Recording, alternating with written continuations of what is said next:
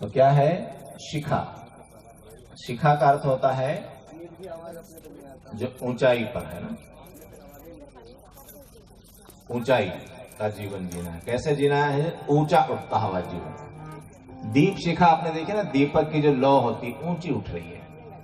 मंदिर पर शिखर कैसा होता है? ऐसा तीखा तीखा ऊपर उठने का इशारा कर रहा है। आप अच्छी बातें सीखिए और अच्छी बात आप देखिए कि पिछले अभी हमारे अंदर क्या चीज है, क्या गलत है, उसको ठीक कर लेंगे, फिर और ठीक कर लेंगे, फिर और देखिए, फिर ठीक कर लेंगे। तो धीरे धीरे अपने आप को ऊंचा उठाते चलिए, अच्छा बनाते चलिए।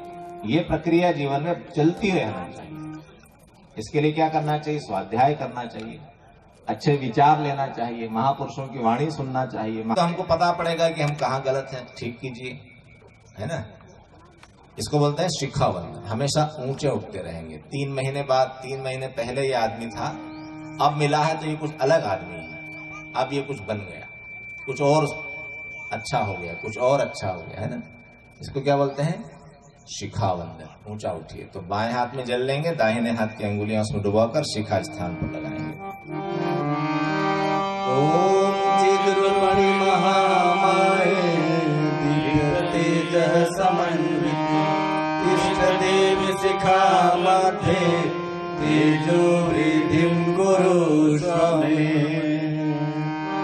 तेज को धारण करें, श्रेष्ठ को धारण करें। ठीक है, प्राणायाम करते हैं। सीधे होकर बैठे, दोनों हाथ गोदी में रखें। सीधे होकर बैठने का अर्थ यह है कि आपकी जो पीठ की हड्डी है वो सीधी होना चाहिए। इसके अंदर 3 धाराएं चलती है। 3 धाराएं कौन सी हैं? ईड़ा, पिंगला और सुषुम्ना। जैसे करंट चलता है ना, आपकी मोटर चलती है 3 फेज की, तो मूलाधार से लेकर सहस्रार तक एक तरह का करंट चलता रहता है। वो उपकरणों की पकड़ में नहीं आता, योगी लोग उसको देख पाते हैं। और उसके बीच में 6 चक्र हैं, वो शक्ति के केंद्र हैं। तो जिसके वो चक्र जितने जागृत होंगे वो उतना ही मानसिक रूप से, बौद्धिक रूप से, आध्यात्मिक रूप से जागृत व्यक्ति होगा। और जिसके चक्र जितने डाउन है, कोई शक्ति नहीं है, उतना शारीरिक स्वास्थ्य भी कमजोर होगा, बुद्धि भी कमजोर होगी, समझदारी भी नहीं होगी और बड़ा डरा डरा सा व्यक्ति रहेगा। इसलिए हमारे ऋषियों ने कहा कि आप जीवंत और जागृत बनिए। तो जीवंत और जागृत बनने की प्रक्रिया को प्राणायाम कहते हैं। थोड़ा थोड़ा प्राण सबको मिला होता है, इसीलिए जीव जंतुओं को हम प्राणी कहते हैं, जो प्राण से संचालित होते हैं। सबके अंदर धरती पर आए, पैदा हुए तो प्रकृति ने थोड़ा थोड़ा प्राण डाल दिया। क्या करेंगे इससे? ठीक है, आपका जीवन चल जाएगा, कमा खा लोगे, घर परिवार चला लोगे, जिंदा रह लेंगे, ठीक है। लेकिन कोई बड़े काम करना हो तो क्या चाहिए? आत्मबल चाहिए। शरीर बल नहीं चाहिए, आत्मबल चाहिए। शरीर बल की एक सीमा है, लेकिन आत्मबल की कोई सीमा नहीं। तो जिसके अंदर जितना आत्मबल है वो उतनी बड़ी योजना लेता है, और जिसके पास जितना कम आत्मबल है वो उतनी छोटी योजना लेता है ना। एक आदमी सोचता है शाम का खाना कैसे मिलेगा, एक आदमी यही भी योजना ले। और एक वो व्यक्ति है जो लाखों लोगों को काम देता है और खाना मिलता है। और एक वो व्यक्ति है जो सारे देश की व्यवस्था ऐसी बना दे कि सबको खाना मिले, सबका जीवन अच्छा बने। और एक वो व्यक्ति है जो सारी दुनिया के लिए काम करे। गुरुदेव ने कहा युग निर्माण योजना, सारे युग का निर्माण करेंगे, ये संकल्प हमारा है। वो भी हमारे जैसे मनुष्य थे। तो जिसकी जितनी क्षमता होती है उस हिसाब से वो संकल्प लेता है कि मुझे अपने जीवन में क्या करना है। तो अपने क्षमताओं को विकसित कीजिए, बड़े संकल्प लीजिए, जीवन को किसी बड़े अच्छे काम की ओर डालिए। इस जीवन से हम क्या काम लेंगे? तो बड़े काम कौन कर पाता है? जो प्राणवान है। आदमी बहुत कमजोर होता है बिल्कुल, तो उसको कह दो कि साहब धोती पहन के आना है तो वो शर्म से गड़ जाता है कि अरे यार धोती कैसे पहन के जाऊंगा, लोग क्या कहेंगे। और एक वो होता है कि जो धर्म के लिए मर मिट जाता है ना। राम मंदिर बना तो लोगों ने क्या हुआ? गोलियां खा ली, मर गए, कोई बात नहीं। जीवन में काम तो हुआ, जीवन किसी काम तो आया, है ना। कितने सारे उदाहरण देखो आप, शिवाजी को देखो, महाराणा प्रताप, ढेर सारे लोग हैं जिन्होंने देश, धर्म और संस्कृति की रक्षा को अपने जीवन का उद्देश्य और लक्ष्य बनाया।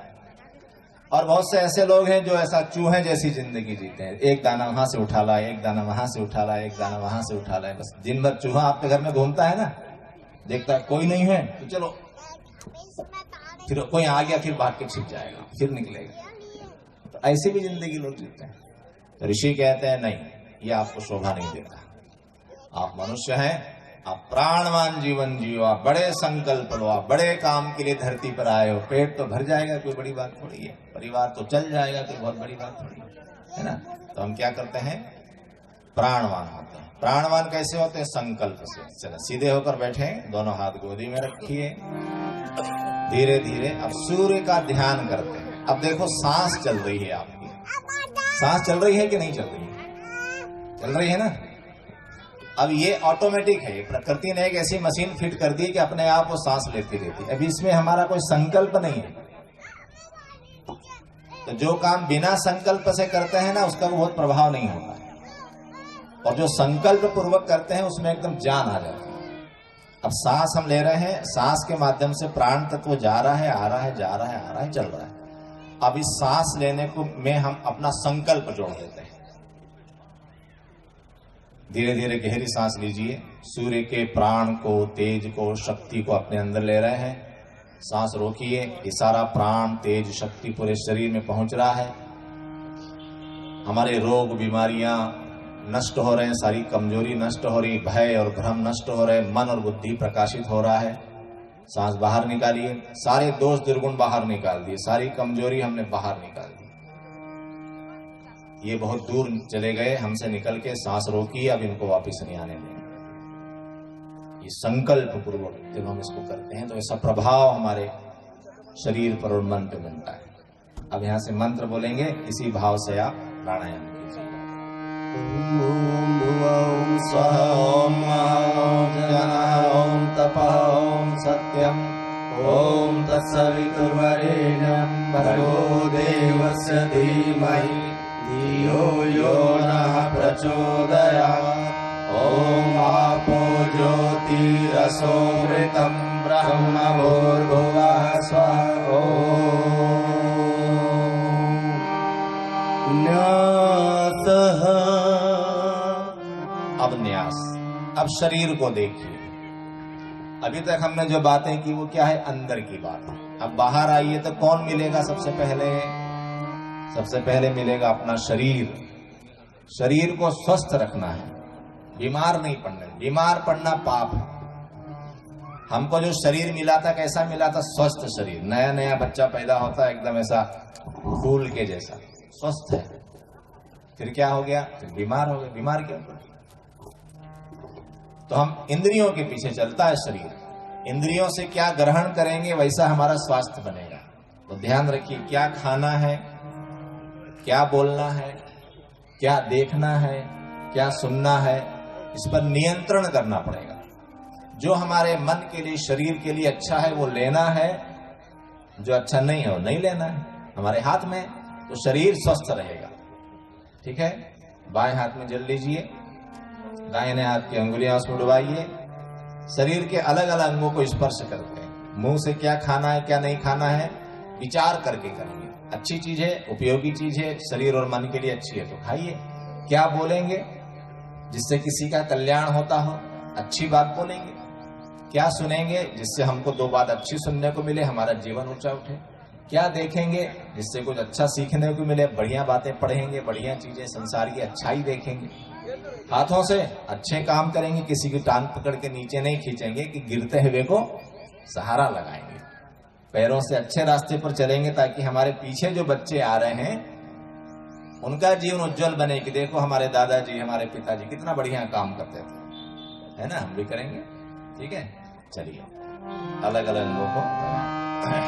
ओम वांग में आस्यस्तु, मुख को लगाइए, पहले बाईं और फिर दाहिनी ओर। ओम नसोर में प्राणो अस्तु, नासिका के दोनों छिद्रों को। ओम अक्षोण में चक्षुरस्तु, दोनों नेत्रों को। ओम कर्णोर में श्रोत्रमस्तु, दोनों कानों को। ओम बाहोर में बलमस्तु, दोनों भुजाओं को। ओम उर्वोर में ओजोस्तु, दोनों जंघा। ओम अरिष्ठान में घानि तनुस्तन्वा में सहसंतु। पृथ्वी पूजन, पृथ्वी पूजन करते हैं। जिनके सामने पूजा की थाली रखी है थोड़ा नक्षत्र पुष्प अपने हाथ में ले लें, फूल चावल ले लीजिए। ये धरती माता पर हम बैठे हैं, ये आपका सत्संग आश्रम पुण्य भूमि है। भारत की सभी भूमियां पुण्य भूमि, क्योंकि भारत देवताओं का देश है, भारत भगवान का अवतारों का देश है। तो इसके हर भूमि पर कहीं न कहीं कोई न कोई अच्छे काम हुए हैं। तो जिस भूमि पर जैसा काम होता है वो वैसे संस्कार ग्रहण करती है और उस जगह पर आने वालों को प्रभावित करती है। इसलिए क्या होता है, शमशान भूमि में जाइए तो मन में धड़कनें तेज हो जाएगी, डर लगने लगे, है ना। और मंदिर में आओ तो मन प्रसन्न होता है। वो भूमि संस्कार ग्रहण करती है। तो ये जो भूमि जहां हम बैठे हैं, इस पर जितने भी अभी तक पुण्य कार्य हुए उसके संस्कार सारे उभर कर आ जाएं और हमारे इस कार्य को सफल बनाएं। और ऐसी भूमि जो देवताओं की भूमि है, जहां पर हमारा जन्म हुआ, भगवान की भूमि देखो, शबरी माता का पास में है ना। तो ऐसे भगवान के चरण यहाँ पड़े होंगे, पता नहीं इसी रास्ते से निकले हैं। तो ऐसी पुण्य भूमि पर हमारा जन्म हुआ है, सौभाग्य की बात है। तो इसका सम्मान करें और इसकी रक्षा के लिए, इसके धर्म संस्कृति की रक्षा के लिए अपने जीवन का एक अंश हम लगाएं, ऐसा संकल्प लीजिए। ठीक है।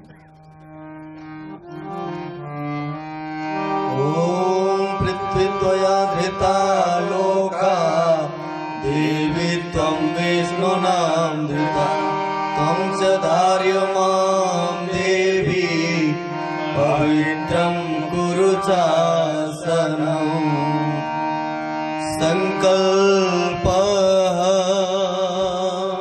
संकल्प करेंगे। किसी भी कार्य को संकल्प पूर्वक करना तो उसका परिणाम आता है। अनमने ढंग से करना, ऊपर ऊपर मन से करना, तो पता नहीं इसका परिणाम आएगा कि नहीं आएगा। तो संकल्प का बड़ा महत्व है। जिस काम के साथ संकल्प जुड़ जाता है वो काम अपना पूरा का पूरा हमको रिजल्ट देता है, परिणाम देता है।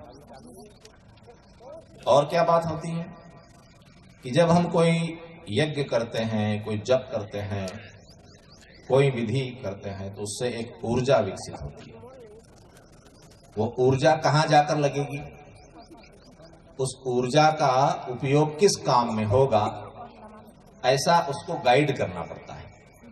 गाइड नहीं करेंगे तो ऊर्जा हुई और ऊर्जा बिखर गई, किस दिशा में लगेगी। जैसे गाइडेड मिसाइल होती है ना, मिसाइल जो छोड़ी जाती है उसके ऊपर क्या होता है, जीपीएस लगा देते हैं, इस पॉइंट पर जाकर आपको अटैक करना है। तो मिसाइल जाती है और बिल्कुल उसी पॉइंट पर जाकर अटैक करती है। इसी तरह से ये जो ऊर्जा विकसित होती है वो एक किस दिशा में जाकर लगे, ऐसा हम एक संकल्प के माध्यम से उसको गाइड कर देते हैं। ठीक है। तो यहां से मैं संकल्प बोल रहा हूं। ठीक है, हम बोलते हैं ओम विष्णुर्विष्णुर्विष्णु श्रीमद्भगवतो महापुरुषस्य विष्णुराज्ञया प्रवर्तमानस्य अद्य श्री ब्रह्मणो द्वितीये प्रादे श्री श्वेतवाराह कल्पे वैवस्वत मन्वन्तरे भूर्लोके जम्बूद्वीपे भारतवर्षे भरतखंडे आर्यावर्तैक देशांतर्गते छत्तीसगढ़ राज्ये मासोत्तमे मासे फाल्गुन मासे कृष्ण पक्षे एकादशी तिथो बुधवासरे। अपने गोत्र का नाम दीजिए, बोलिए गोत्रोत्पन्न। अपना नाम लीजिए, बोलिए नामाहम सत्प्रवृत्ति। आप सबको बोलना है ना। संवर्धनाय दुष्प्रवृत्ति उन्मूलनाय लोक कल्याणाय आत्म कल्याणाय वातावरण परिष्काराय उज्ज्वल भविष्य कामना पूर्तये च प्रबल पुरुषार्थम करिष्ये अस्मै प्रयोजनाय च कलशादि आवाहित देवता पूजन पूर्वकम गायत्री महायज्ञ कर्म संपादनार्थम संकल्पम अहम करिष्ये।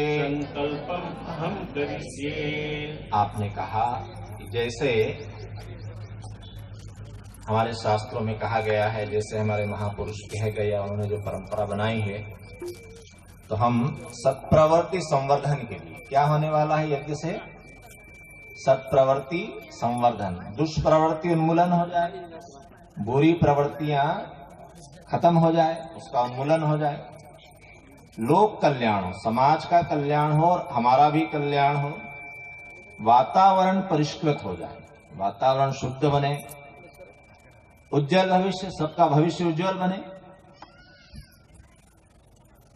इस पूर्ति के लिए हम प्रबल पुरुषार्थ, हम ये पुरुषार्थ कर रहे हैं और इसके लिए कलश आदि आवाहित देवताओं का पूजन करते हुए इस कार्य का संकल्प कर रहे हैं।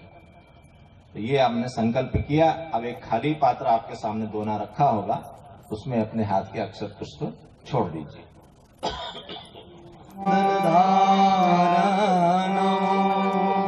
चंदन तिलक धारण करेंगे।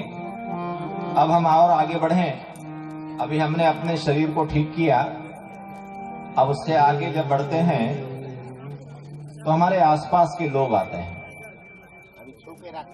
जिनके साथ हम रहते हैं, परिवार के लोग हैं, समाज के लोग हैं, इन सब के साथ हमारा जीवन चलता है। तो सबका सम्मान कीजिए। कल्पना करें ऐसा गांव न हो, हमारे आसपास के लोग न हो, अभी लगाइए मत, उंगली में लेकर के सम्मान कीजिए। कमियां बुराइयां सब में होती है, अपने अंदर भी है। यदि हम सबकी कमियां ढूंढने लगेंगे तो हमको कई जन्म कम पड़ जाएंगे। और हर कीजिए, सबको सम्मान दीजिए। ऐसा हमारे ऋषि हमसे कहते हैं। जब आप अच्छाइयां देखने लग जाएंगे तो आपका जीवन बड़ा आनंदित हो जाएगा। देखो सर, कितना बढ़िया आदमी, कितना बढ़िया आदमी है ना। तो क्या करना है, एक दूसरे को तिलक लगाएं। भाइयों को लंबा तिलक लगाइए अंगूठे से, तिलक को जल से भिगो लीजिए और अंगूठे से लंबा तिलक लगाकर उस पर चावल लगाइए। बहनों को बिंदी लगाइए अनामिका अंगुली से।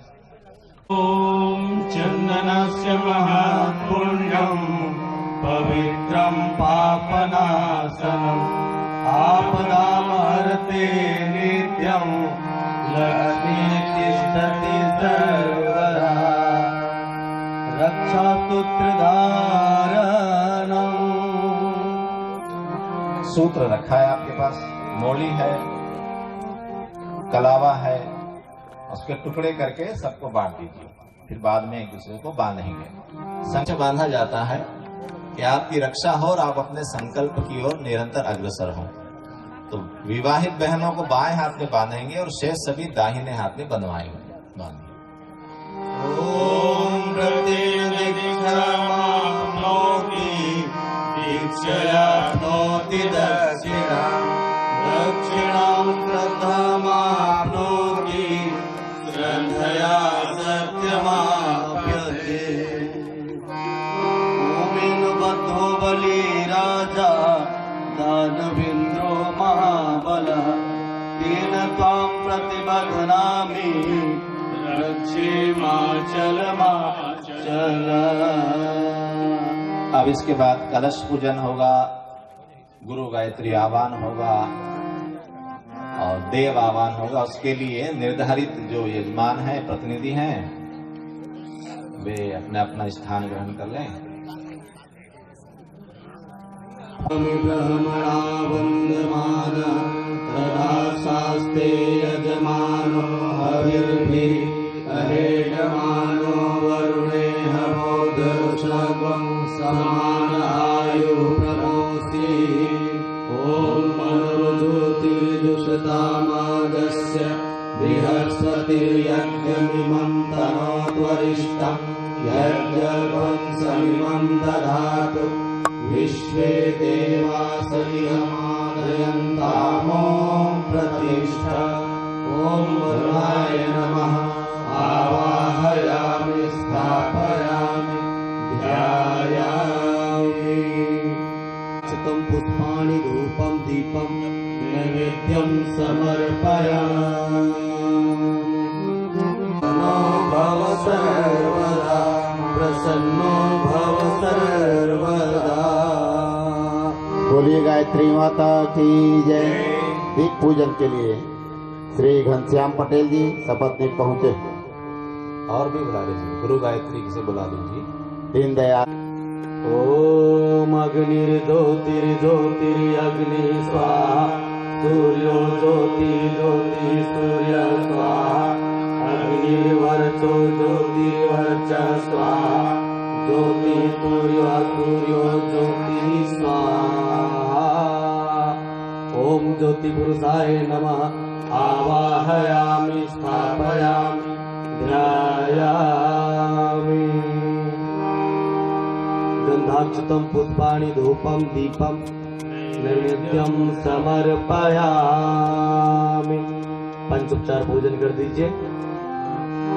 देववाहनमो।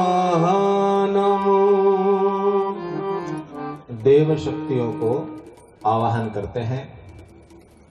हमारे देश में भारतीय दर्शन में, भारतीय संस्कृति में बहुत सारे देवी देवताओं की कल्पना है। बहुत सारे देवी देवता होते हैं। कितने होते हैं? कोई गिनती नहीं है। इतने सारे देवी देवता हैं कि हम लोग बड़े कंफ्यूज होते हैं, किसको माने किसको न माने, किसकी पूजा करें किसकी नहीं करें। इस चक्कर में क्या होता है कि हमारा जो पूजा करने की जगह होती है ना घर में, वो पूरी म्यूजियम बन जाती है। म्यूजियम समझते हैं आप? ढेर सारे देवी देवताओं की तस्वीरें लगी है, ढेर सारी मूर्तियां लगी है। जहां गए वहां से एक ले आए, रख दी, फिर उसको भी रख दी, उसको भी रख दी। तो हमारा बहुत सारा समय उनको नहलाने धुलाने में और उनकी साफ सफाई में और उनको चंदन टीका करने में ही चला जाता है। कंफ्यूज होते रहते हैं हम कि किसको माने किसको न माने।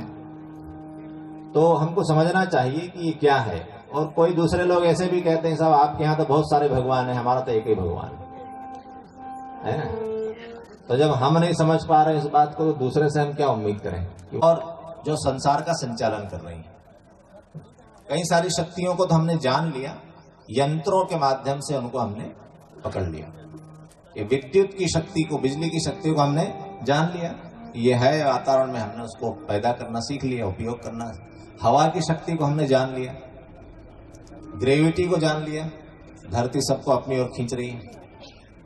और आग की शक्ति को जान लिया। ये सब शक्तियां हैं। बहुत सी शक्तियां ऐसी जिसको सामान्य स्थिति में हम लोग नहीं जान पाते, परंतु अपना काम कर रही हैं।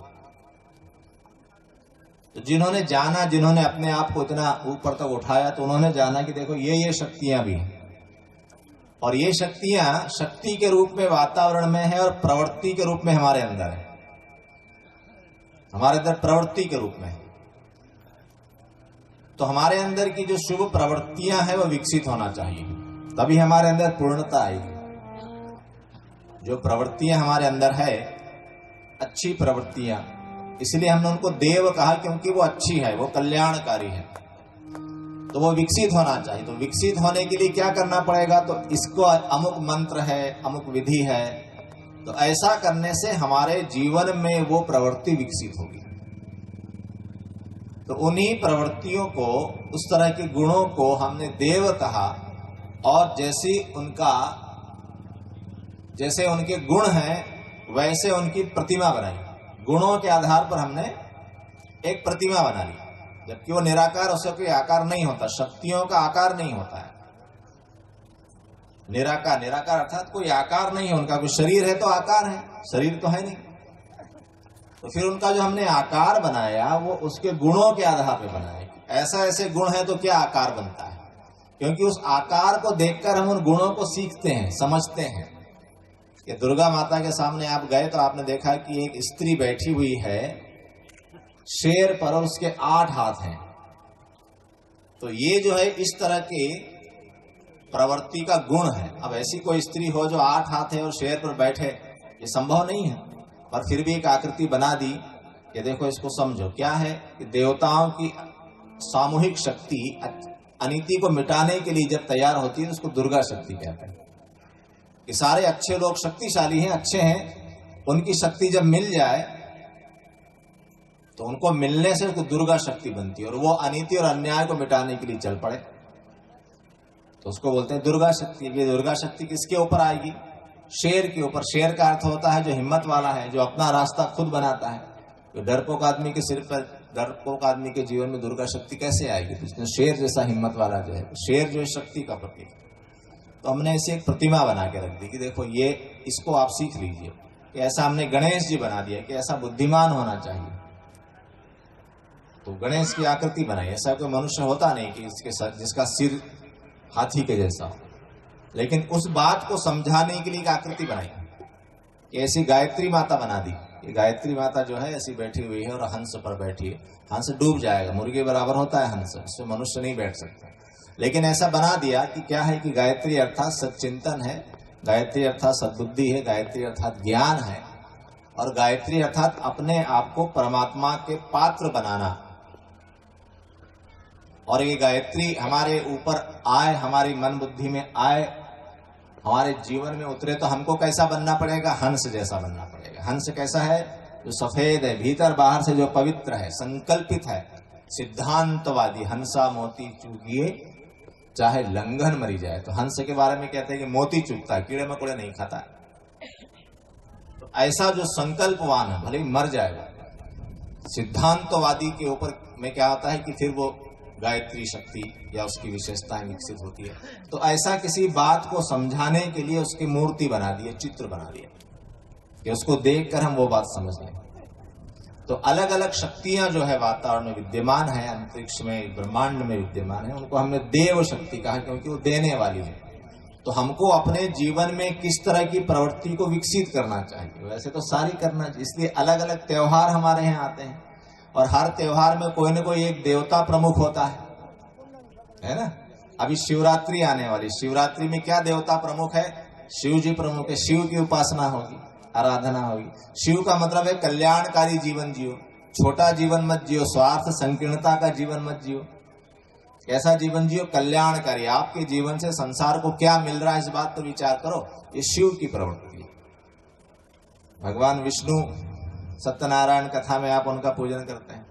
विष्णु अर्थात पालन करने वाला, मैनेजमेंट करने वाली शक्ति आपके जीवन में है कि नहीं? अभी दुर्गा माता आएगी। दुर्गा माता अर्थात अन्याय से लड़ने की शक्ति आपके अंदर है कि केवल मंच पे फिल्मी गाने बजा के ठुमके लगाने में ही समझ रहे हो कि हम दुर्गा माता की पूजा कर रहे हैं?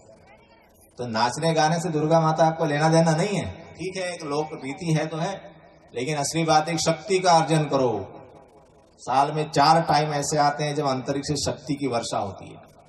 उस समय अब आप बैठे हुए हैं कि नहीं? आप उस समय ध्यान कर रहे हैं कि नहीं? जप कर रहे हैं कि नहीं? आत्मबल विकसित कर रहे हैं कि नहीं? तो दशहरा आ गया। दशहरा मतलब शस्त्र पूजन करो, युद्ध करना पड़ेगा आपको। युद्ध करने की क्षमता है कि नहीं? यदि आपके अंदर अपनी और अपने परिवार और समाज की रक्षा करने की क्षमता नहीं है तो आप बहुत अच्छे आदमी हो तो भी आप 2 कौड़ी के, कोई मतलब नहीं। तो शक्ति होना चाहिए ना, इसलिए सभी देवी देवताओं ने हाथ में हथियार पकड़ रखे हैं। तो शक्ति है कि नहीं? तो इस तरह से जितने भी त्योहार आते हैं ना, तो क्या है, कुछ न कुछ हमको कि ये प्रवृत्ति विकसित करो। होली का त्योहार आया तो सब लोग मिलकर थोड़ा सारे भेद भुलाकर, है ना, आ जाओ, थोड़ा रंग खेल लेते हैं। और होलिका का दहन करना। होलिका दहन का मतलब क्या होता है? दुष्प्रवृत्तियों को जला डालो, सत्प्रवृत्तियों को ग्रहण कर लो। आग कितनी भी जलती है, दुष्प्रवृत्ति जिसके अंदर होगी वो कष्ट पाएगा, जो अच्छा आदमी है वो कभी कष्ट नहीं पाएगा। ये प्रहलाद बच के आ गया। तो कहने का अर्थ यह है कि हर एक त्योहार में कोई न कोई देवी देवता प्रमुख इसलिए होता है कि आप अपने जीवन में इस प्रवृत्ति को जागृत करो, तो आपके जीवन में पूर्णता आएगी, है ना। तो ये एक रहस्य वाली बात है, ये एक बड़ा इसके पीछे गहरा संदेश है। इसीलिए हम बोलते हैं कि भारतीय संस्कृति, भारतीय दर्शन पूर्णतः वैज्ञानिक और व्यवहारिक है। यहाँ पे कोई भी चीज अंधविश्वास नहीं है। अब हम उसको गलत ढंग से लें और गलत ढंग से कोई चीज करने लगे बिना सोचे समझे तो फिर अंधविश्वास है। लेकिन यदि समझेंगे तो गुरुदेव ने अपने साहित्य में सारी बातों को लिखा है ना। गुरुदेव का जो साहित्य है, 3000 से अधिक पुस्तकें गुरुदेव ने क्या लिखी है? ये भ्रम को मिटाने के लिए। भ्रम मिट जाएगा, सही सही दिखाई पड़ने लगे तो हम सही अपने जीवन का रास्ता चुने, तो भटकते रहेंगे भ्रम में। तो ये देव शक्तियों का बड़ा, तो ये एक रहस्य है, ये हमको संदेश भी है। और हर एक प्रवृत्ति को, हर एक शक्ति को जीवन में विकसित करने का एक विज्ञान है। उसको अनुष्ठान कहा जाता है, उसको तप कहा जाता है, उसका एक मंत्र होता है, उसकी एक विधि होती है। तो उस ढंग की प्रवृत्ति हमारे जीवन में प्रबल बने, है ना। तो ये होता है देव शक्तियों का आवाहन हम यहाँ करते हैं। आज हम यज्ञ कर रहे हैं, तो जितनी भी अच्छी प्रवृत्तियां इस विश्व ब्रह्मांड में हैं वो हमारा सहयोग करें। सबसे पहले किसको आवाहन करेंगे? सदगुरु को, क्योंकि सदगुरु हमको ज्ञान कराते हैं, सदगुरु हमको समझाते हैं, सदगुरु हमको तत्व बोध कराते हैं। बेटा ये चीज समझो, सारा संसार चल रहा है, इसके बीच में तत्व को पकड़ना सीखो, ठीक ढंग से देखना सीखो। यदि ठीक ढंग से देखोगे नहीं तो उलझते रहोगे और जीवन उलझने में ही निकल जाएगा। तो ऐसी दृष्टि जो दे, जो ऐसा देखना सिखा दे, जो ऐसी समझ बढ़ा दे, जो ऐसा बोध करा दे, इसीलिए हमने अपने देश में गुरु को बड़ा महत्व दिया। तो आइए सबसे पहले सदगुरु का आवाहन करते हैं। वर्ण आचार्य करने की तुम्हें आशा लगाए, वर्ण आचार्य करने की तुम्हें आशा लगाए, शरणों में झुक कर ले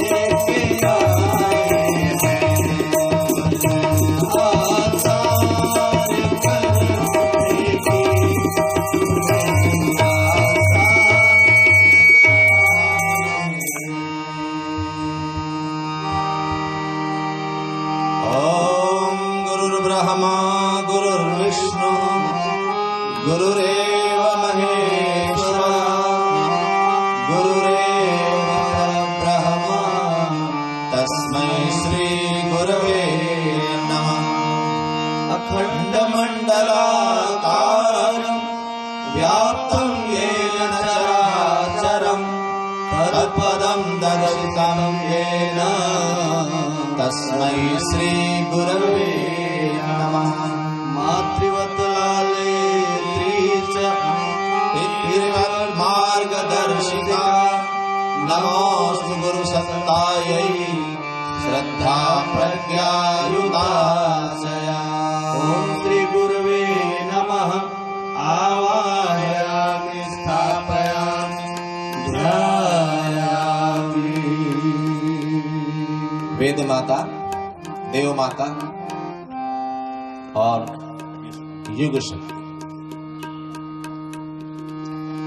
गायत्री को आवाहन करते हैं। इन दिनों गायत्री युग शक्ति है। हर समय की एक युग शक्ति होती है। इस समय संसार में जो भी उपद्रव हो रहे हैं, जो भी संकट है समाज में, संसार में जो भी समस्याएं हैं, उसका निवारण कैसा होगा? उसका निवारण गायत्री से होगा। कैसे होगा? गायत्री अर्थात चिंतन, गायत्री अर्थात विचार। मनुष्य जब विचारशील बन जाएगा तो समाधान हो जाएगा। सारे झगड़े किस बात के हैं? अविचार के। कोई विचार नहीं है जीवन में, कोई सिद्धांत नहीं, कोई आदर्श नहीं, कोई दृष्टि नहीं है। मनुष्य जो है बस चला जा रहा है, करता जा रहा है, दूसरों के देखा देखी। किसी काम के पीछे कोई विचार नहीं है कि हम ऐसा करें न करें, क्यों न करें, इसका क्या परिणाम होगा। तो ये सबसे बड़ी शक्ति मनुष्य को विचार और संकल्प की मिली है, परंतु शक्ति को आज मनुष्य भूल गया है। तो युग ऋषि पंडित श्री राम शर्माचार्य वंदनीय माता भगवती देवी ने कठोर तप साधना करके उस गायत्री महाशक्ति को अवतरित किया और करोड़ों लोगों तक पहुंचाया। करोड़ों लोग लगातार नियमित रूप से करोड़ों मंत्र का जप कर रहे हैं और लाखों यज्ञ इस धरती पर प्रतिदिन हो रहे हैं। इससे क्या हो रहा है? इससे समाज में विचार क्रांति जागृत हो गई है। फेसबुक पर देखिए, यूट्यूब पर देखिए, नए नए विचार आ रहे हैं, खूब बहस हो रही है। तो जितने नए नए विचार आएंगे, जितने बहस होगी, उतना क्या होगा? सत्य निकल कर सामने आएगा। और जब सत्य आएगा तो सबको मानना पड़ेगा। और दुनिया मान रही है ना? सारी दुनिया मान रही है। क्या मान रही है? कि भारतीय संस्कृति जो है, वो जो बात भारत के लोग कहते हैं बिल्कुल सही बात होती है। भारतीय जो जीवन शैली है वो सबसे बढ़िया है। तो दुनिया सबको मान रही, सब दुनिया में मंदिर बन रहे हैं और सब लोग भारत की बात सुन रहे हैं और दुनिया में योग हो रहा है और सब हो रहा है। क्यों हो रहा है? क्योंकि सत्य हमारे पास है।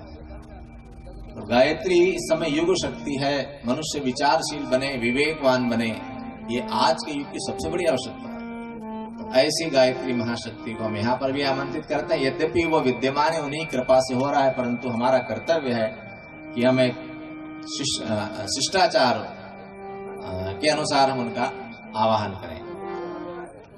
सभी जन हाथ जोड़िए, वेद माता गायत्री का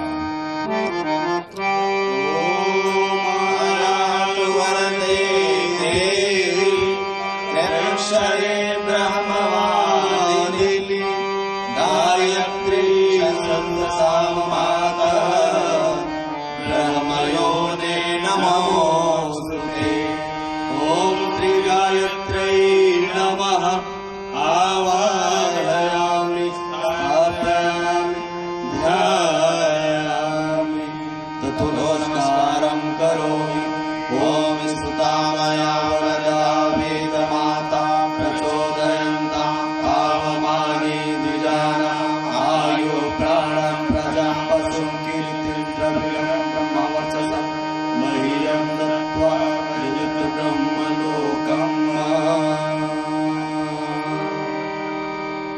अब सभी देवताओं का आह्वान होगा। यहाँ पर सरतोभद्र बना हुआ है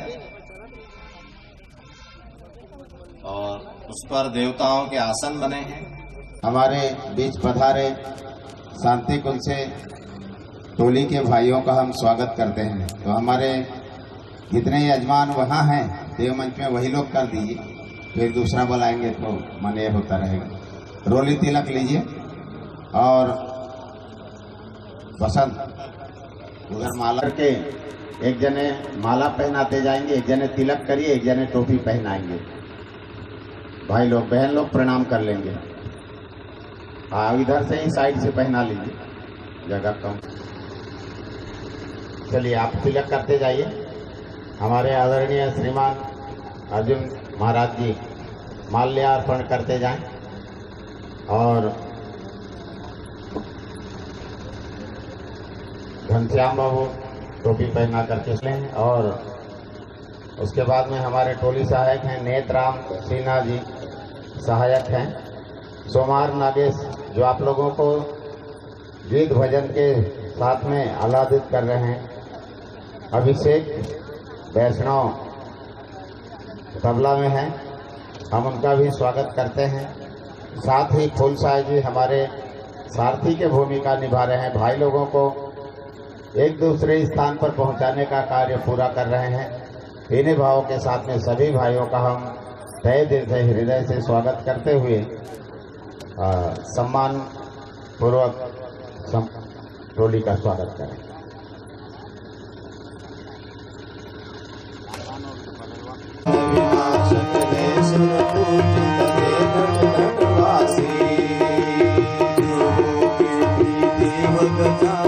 गणपति कैलासी देवों के भी देव गजानन गणपति कैलासी विश्वमूर्ति विद्यासागर विद्या विस्तार करो विश्वमूर्ति विद्यासागर विद्या विस्तार करो महायज्ञ में आओ आओ स्वीकार करो प्रभु जन कल्याण करो महायज्ञ में आओ आहुतियाँ स्वीकार करो प्रभु जन कल्याण करो। ओम गणानां गणपति महे प्रियानान्त्वा निधिपतिवन् हवामहे वसो मम आहमजानि गर्भधमा त्वमजासि गर्भधम्। ॐ गणपतये नमः। आवाहयामि स्थापयामि ध्यायामि। इस तरफ आ जाइए। मानो नियुद्वेशति निभिरध्वरग्वं सहस्रिणीभिरूपयाहि यज्ञम् वायो अस्मिन् सवने मादयस्व यूयं पातु स्वस्तिभिः सदा नः। ॐ वायवे नमः। आवाहयामि स्थापयामि ध्यायामि। अब काले रंग की वेदी पर पूजन करेंगे, जहाँ काले रंग की वेदी बनी है। अहेडमानो वरुणे हवोद्युर्षग्वं समान आयुः प्रमोषि। ओम वरुणाय नमः।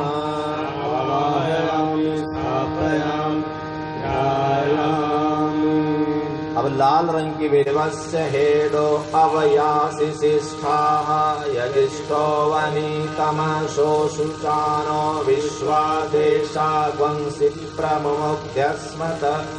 ओम नो नियुद्वेशति निभिरध्वरग्वं सहस्रिणीभिरूपयाहि यज्ञम् वायो अस्मिन् सवने मादयस्व यूयं पात स्वस्तिभिः सदा नः। ॐ वायवे नमः।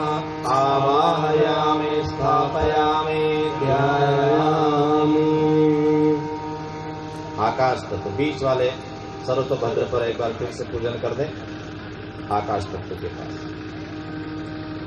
ओम यावांकसा मधुमत्यश्विना सुनृतावती तया यज्ञं मिमिक्षतम् उपयाम ग्रहीतोऽस्यश्विभ्यां द्वेषते यो निर्माधिभ्यां त्वा।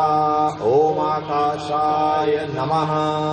आवाहयामि स्थापयामि ध्यायामि।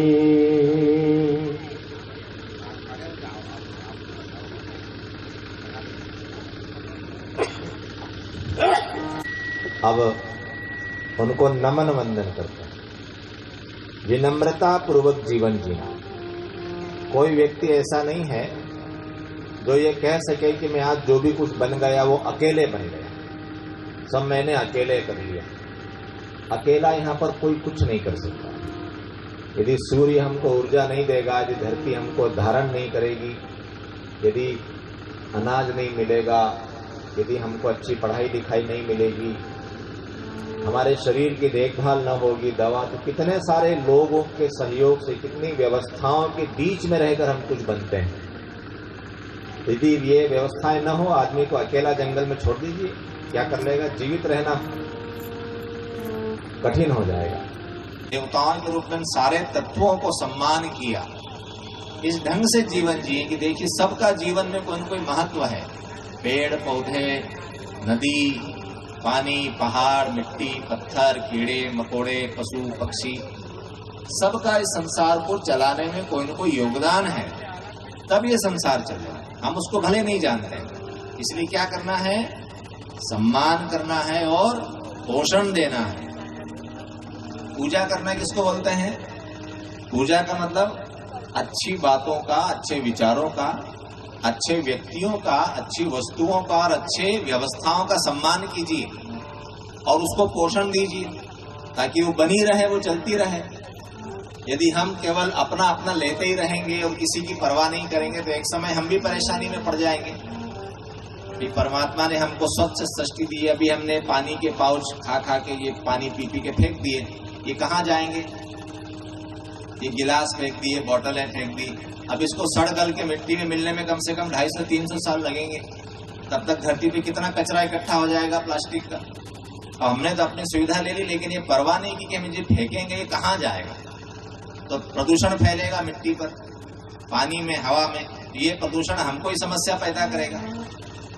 तो इसलिए सबका ध्यान रखिए और ध्यान रखते हुए जीवन जिए कि हम क्या कर रहे हैं, हम क्या सोच रहे हैं, हम क्या बोल रहे हैं, उसका क्या परिणाम दुनिया पर आएगा। दुनिया व्यवस्थित चले, इसको पूजा करना बोलते हैं। पूजा का अर्थ क्या होता है? सम्मान कीजिए और उसको पोषण दीजिए ताकि वो व्यवस्थाएं अच्छी बनी रहें।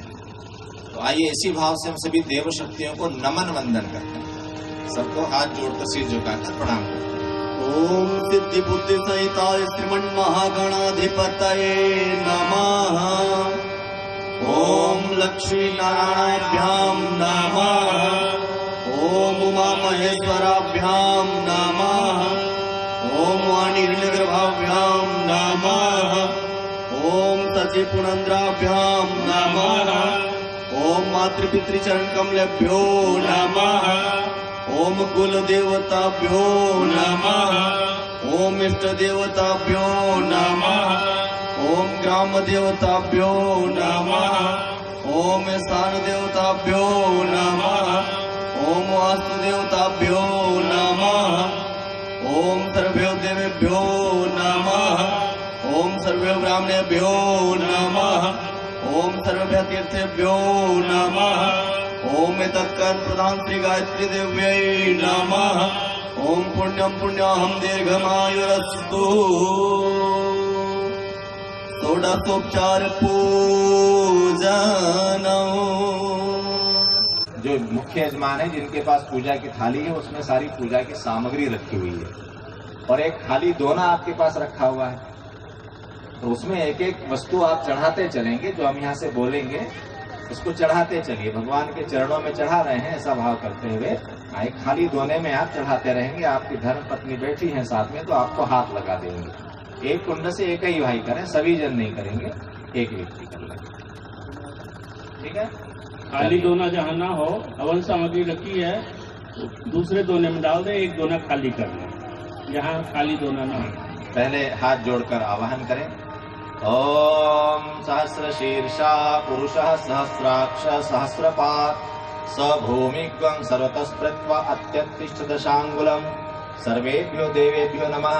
आवाहयामि स्थापयामि ध्यायामि। अब थोड़ा पुष्प लीजिए हाथ में, भगवान को बैठने के लिए आसन देते हैं। आप दोनों बैठे हैं तो एक ले लीजिए और एक दूसरा हाथ को हाथ लगाइए। आपकी ओर से सम्मिलित प्रयास है ना? ऐसा नहीं कि साहब पति ले ले तो पत्नी क्यों न ले। अच्छा, पत्नी ले लो हाथ में, पति हाथ लगा दे, है ना? आप दोनों का सम्मिलित प्रयास है। आप दोनों एक है ना, अलग अलग दिखाई पड़ते हैं पर हैं एक यूनिट, इसलिए हाथ लगाने को कह दिया जाता है कि अलग अलग कुछ नहीं है जी, हमारी पूजा भी सम्मिलित है ना? ओम पुरुष एवेदं सर्वं यद्भूतं यच्च भाव्यं उतामृतत्व शेषानो यदन्नेना तिरोहति आसनम समर्पयामि। चढ़ा दीजिए। अब एक आचमनी जल पकड़िए हाथ में। ओम एतावानस्य महिमा तो जायाश्च पुरुष पादों से, हाथ में लेना नहीं है, आचमनी पकड़ के रखिए। पादों से विश्वाभूतानि त्रिपादस्य मृतम दिवी पाद्यम समर्पयामि। चढ़ाइए। पैर धोने के लिए जल चढ़ाते हैं। अब अर्घ्य लीजिए। एक आचमनी जल लीजिए, उसमें थोड़ा सा कंकु चावल फूल रख लीजिए। उस आचमनी में थोड़ा कंकु चावल फूल रख लीजिए। ओम त्रिपा दुर्दोदय पुरुष पादो सेहा भवत पुनः ततो विश्वं व्यक्रामत शासनान शनयभि अर्घ्यम समर्पयामि। चढ़ा दीजिए। अब एक आचमनी जल और लीजिए। ओम ततो विराट जायते विराजो अधिपुरुषः सजातो अत्यरिच्यत पश्चात भूमि मथो पुरः आचमनम समर्पयामि। जल चढ़ा दीजिए। फिर जल लीजिए। ओम तस्मादज्ञा सर्वभूत संवृतम पृषदाज्यम पशुष्पाश्चक्रे वायव्यान आरण्याग्राम्याश्च ये स्नानम समर्पयामि। जल चढ़ा दीजिए। अब वस्त्र के लिए धागे का एक टुकड़ा लीजिए, मोड़ी का, कलावे का। ओम तस्मादज्ञा सर्वोत ऋच सामान्य जगिरे छंदा कौंसी जगिरे तस्माद तस्माद जायत वस्त्रम समर्पयामि। चढ़ाइए। अब यज्ञोपवीत रखा, जनेऊ रखा हुआ है।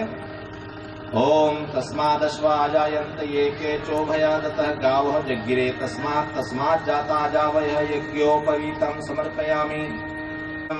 यदुपतिधा विकल्पयन् मुखं किमस्यासीत् किं बाहु किमोरु पादा उच्यते पुष्पाणि समर्पयामि।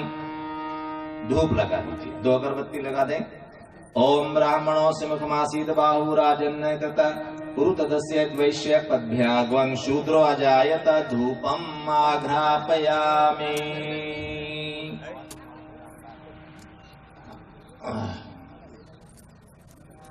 चलिए। दीपक देव मंच पर प्रज्वलित है, अपने पास का दीपक नहीं जलाना, वहीं से हाथ जोड़ दीजिए। ओम चंद्रमा मनसो जाता चक्षो सूर्य जायत श्रोता द्वायुश्च प्राणश्च मुखादग्निर्जायत दीपम दर्शयामि। नैवेद्य प्रसाद, थाली में कुछ मीठा नैवेद्य प्रसाद रखा है। ओम नाभ्यासिदंतरिक्षं शिशुनो देव समवर्तत पद्भ्याम भूमि दिशा स्तोत्रा तथा लोका कल्पयन् नैवेद्यम निवेदयामि। पान सुपारी चढ़ा दीजिए। पान सुपारी लौंग इलायची जो भी है वो चढ़ाइए। ओम यत् पुरुषेण हविषा देवा यज्ञ मतन्वत वसंतो स्यासीदाज्यं ग्रीष्म इद्म शरदवि तांबूल पूगी फलानि समर्पयामि। जल ले लीजिए। फूल चावल और जल ले लीजिए। सीधे होकर बैठे। दाहिने हाथ के नीचे बायां हाथ लगाइए।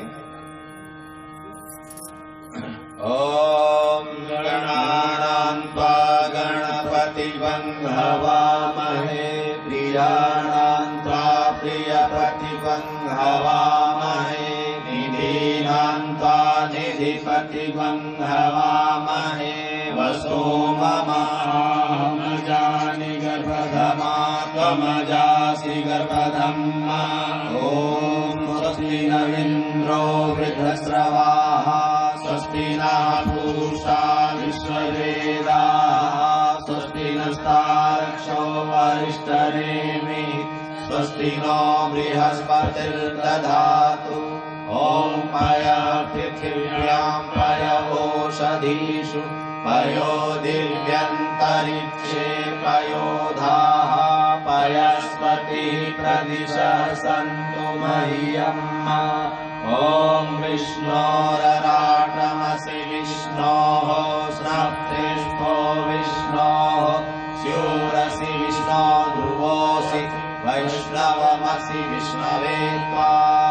ओम अग्निर्देवता वातो देवता सूर्यो देवता चंद्रमा देवता वसवो देवता रुद्रा देवता दित्या देवता मरुतो देवता विश्वे देवा देवता बृहस्पतिर्देवो देवता वरुणो देवता।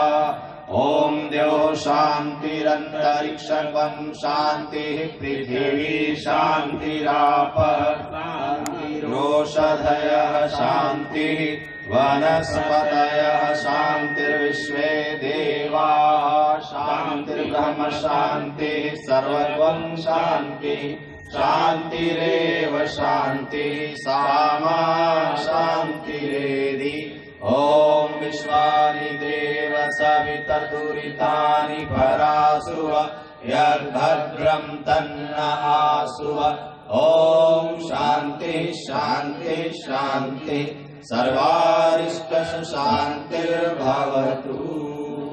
उसी पात्र में छोड़ दें जिसमें अभी पूजा की थी। रक्षा विधान के लिए एक कुंड से एक भाई अपने बाएं हाथ में चावल लेकर अक्षत लेकर खड़े हो जाएं। प्रमुख यजमान जो भाई हैं पीला अक्षत लेकर के खड़े हो जाएं रक्षा विधान के लिए। रक्षा करने की क्षमता नहीं होगी तो क्या होगा? नष्ट कर दिए जाएंगे, गुलाम बना लिए जाएंगे। इसीलिए सारी अच्छी बातें जीवन में हो। हमने आपको बहुत सी बातें बताई, पवित्र बनो, मनवाणी अंतःकरण अच्छा रखो, अच्छी बातों को महत्व दो, जीवन में अच्छे बनो, बहुत बढ़िया बात। लेकिन क्या बनना है? डरने वाला नहीं बनना है, कमजोर और कायर नहीं बनना है। जो कमजोर है, जो कायर है, उसके ऊपर अन्याय अत्याचार होता है, उसको गुलाम बना लिया जाता है। इसलिए क्या करना है? अच्छे बनो। तो शक्तिशाली बनना भी एक अच्छा गुण है, पराक्रमी बनना भी एक अच्छा गुण है। अपनी रक्षा करने के लिए सामर्थ्य जुटाइए, शत्रु बोध होना चाहिए, है ना। अच्छे हैं हम बहुत और बड़ी पूजा कर लेते हैं और बड़ी कथा सुन लेते हैं और बड़ा सुंदरकांड, और हमको मालूम ही नहीं हमारे गांव में क्या हो रहा है, कौन हमारे गांव को बर्बाद कर रहा है, कौन हमारे क्षेत्र को बर्बाद कर रहा है, कौन हमारे बच्चों को गलत दिशा दे रहा है, कौन हमको अधर्म सिखा रहा है, हमको यही पता नहीं है और हम कुछ कर ही नहीं रहे हैं। तो ऐसी आपकी पूजा क्या काम है? क्या करना है? अधर्म को रोकने के लिए शक्तिशाली बनना पड़ेगा। अपने समाज और परिवार और देश धर्म की रक्षा के लिए क्या करना पड़ेगा? शक्तिशाली बनना पड़ेगा। तो ऋषि कहते हैं कि यज्ञ की रक्षा करो। यज्ञ अर्थात श्रेष्ठ कर्म, श्रेष्ठ विचार, श्रेष्ठ मनुष्य, श्रेष्ठ व्यवस्थाएं, इनकी रक्षा करने के लिए तैयार। शत्रु बोध याद रखिए, कौन हमारा मित्र है, कौन हमारा शत्रु है। इसीलिए आपने देखा भगवान राम को जब वनवास हो गया तो उन्होंने सब छोड़ दिया, महल छोड़ दिया, सुख सुविधाएं छोड़ दी, बढ़िया कपड़े उन्होंने छोड़ दिए, जूते चप्पल छोड़ दिए, पर धनुष बाण नहीं छोड़ा, है ना। धनुष बाण हमेशा हाथ में रखा। कृष्ण भगवान ने इतने युद्ध लड़े, हमेशा सुदर्शन हाथ में रखा, क्योंकि दुष्ट को क्या करना पड़ता है? दंड देना पड़ता है। दुष्ट ज्ञान से नहीं माने, ज्ञान की बातें समझदार आदमी के लिए। ठीक है साहब, पता नहीं था मुझे, हाँ ठीक कही आपने, चलो अब मैं ठीक कर लेता हूं। समझदार आदमी के लिए ज्ञान की बातें। दुष्ट जो है उसके लिए क्या है? दुष्ट के लिए दंड है। इसलिए हमारा इतिहास युद्धों से भरा पड़ा है ना। पुराने समय से ले लीजिए, पुराणों को उठा, युद्ध हो रहे हैं, देवासुर संग्राम, क्योंकि असुर हमेशा मिलेंगे, दुष्ट बुद्धि हमेशा मिलेगी। दुष्ट बुद्धि को ठीक करते आना चाहिए, है ना। इसे ऋषि कहते हैं कि सारी अच्छी बातों के साथ साथ अब क्या बनिए? शक्तिशाली बनिए, अपनी रक्षा की व्यवस्था बनाइए। ठीक है, तो हमारा यज्ञ निर्विघ्न संपन्न हो, इसलिए दसों दिशाओं से हम देवताओं से सहयोग मांगते हैं और अनिष्टकारी प्रवृत्तियां यहाँ से दूर चली जाए, ऐसे हम प्रार्थना करते हैं, ऐसे हम उनको आदेश देते हैं, है ना। तो क्या करेंगे? ये अक्षत आप 10 दिशा में फेंकेंगे, 4 दिशाएं, 4 कोने, ऊपर और नीचे। तो पूर्व इस तरफ है ना, इधर ही है पूर्व। देखो आप घूमते जाना दाहिनी ओर, सबसे पहले पूर्व दिशा में लंबा हाथ करके फेंकेंगे। ओम पूर्वे रक्षतु वाराह अग्नियां गरुडध्वजा दक्षिणे पद्मनाभस्तु नैऋत्यां मधुसूदन पश्चिमे चैव गोविन्दो वायाभ्यां तु जनार्दन उत्तरे श्रीपतिरक्षे ईशानामि महेश्वर। ऊर्ध्वम् ऊपर, हृदोऽन्तश्च रक्षतु अनुक्नपि तत्स्थानं रक्षति ममाधृतिम् अपसर्पन्तु ते भूता ये भूता भूमि संस्थिता ये भूता विघ्नकर्तारः ये गच्छन्तु शिवागया अपक्रामन्तु भूतानि पिशाचा सर्वतो दिशम् सर्वेषां विरोधेन कर्म समारभे। बैठ जाए।